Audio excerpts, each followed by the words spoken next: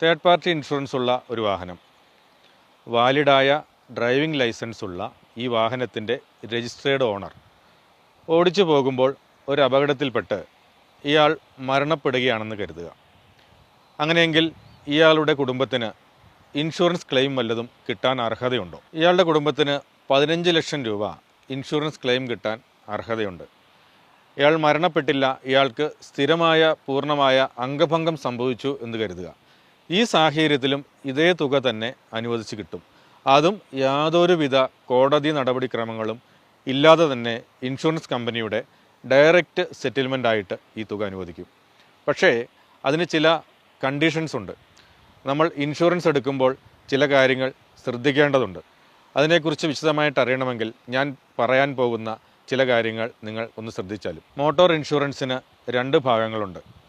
വാഹനത്തിന് എന്തെങ്കിലും അപകടം സംഭവിച്ച് നാശനഷ്ടങ്ങളുണ്ടായാൽ അത് പരിഹരിക്കുന്ന ഓൺ ഡാമേജ് പോർഷൻ. രണ്ടാമത്തെ ഭാഗം എന്ന് പറയുന്നത് തേർഡ് പാർട്ടിയാണ്.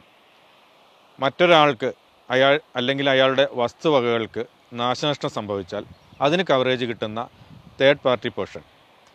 ഈ രണ്ടും കൂടി ചേരുന്ന കോംപ്രിഹെൻസീവ് പോളിസി ആയിട്ടോ അല്ലെങ്കിൽ തേർഡ് പാർട്ടി പോർഷൻ മാത്രമായിട്ടോ ഒരാൾക്ക് ഇൻഷുറൻസ് എടുക്കാൻ സാധിക്കും. ഒരു വാഹനം നിരത്തിലിറക്കണമെങ്കിൽ legal liability to third party എന്ന് പറയുന്ന തേർഡ് പാർട്ടി ഇൻഷുറൻസ് വാഹനത്തിന് നിർബന്ധമായും ഉണ്ടായിരിക്കണം. ഇനി ഞാൻ ആദ്യം പറഞ്ഞ ഇൻഷുറൻസ് തുകയായ 15 ലക്ഷം രൂപ വാഹന ഉടമയ്ക്കോ അയാളുടെ നോമിനിക്കോ എപ്പോഴാണ് ലഭിക്കുന്നതെന്ന് നോക്കാം. ഈ വാഹനത്തിൻ്റെ തേർഡ് പാർട്ടി ഇൻഷുറൻസ് എടുക്കുമ്പോൾ തന്നെ കമ്പൽസറി പേഴ്സണൽ ആക്സിഡൻറ്റ് കവർ ഈ ഇൻഷുറൻസിൽ ചേർത്തിട്ടുണ്ടെങ്കിലാണ് ഇദ്ദേഹം ഈ ക്ലെയിം തുകയ്ക്ക് അർഹനാകുന്നത്. അങ്ങനെ വന്നു കഴിഞ്ഞാൽ ഈ ക്ലെയിം തുക ഇൻഷുറൻസ് കമ്പനി ഇയാൾക്കോ അല്ലെങ്കിൽ ഇയാളുടെ നോമിനിക്കോ കൊടുക്കാൻ ബാധ്യസ്ഥനാണ്. വാഹന ഉടമ ഡ്രൈവിംഗ് ലൈസൻസ് ഉള്ള ആളാണെങ്കിൽ തേർഡ് പാർട്ടി ഇൻഷുറൻസ് എടുക്കുമ്പോൾ തന്നെ compulsory PA cover for owner cum driver എന്നുള്ളത് നിർബന്ധമാണ്.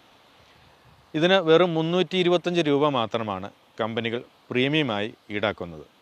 തേർഡ് പാർട്ടി ഇൻഷുറൻസ് എടുക്കുമ്പോൾ ഇദ്ദേഹത്തിൻ്റെ നോമിനിയുടെ പേര് ഈ പോളിസിയുടെ കൂടെ ചേർക്കണമെന്ന് മാത്രം. ഡ്രൈവിംഗ് ലൈസൻസ് ഉള്ള വാഹന ഉടമ തേർഡ് പാർട്ടി ഇൻഷുറൻസ് എടുക്കുമ്പോൾ compulsory PA cover for owner cum driver എന്നുള്ളത് എടുക്കണമെന്ന് നിർബന്ധമാണെന്ന് ഞാൻ പറഞ്ഞു.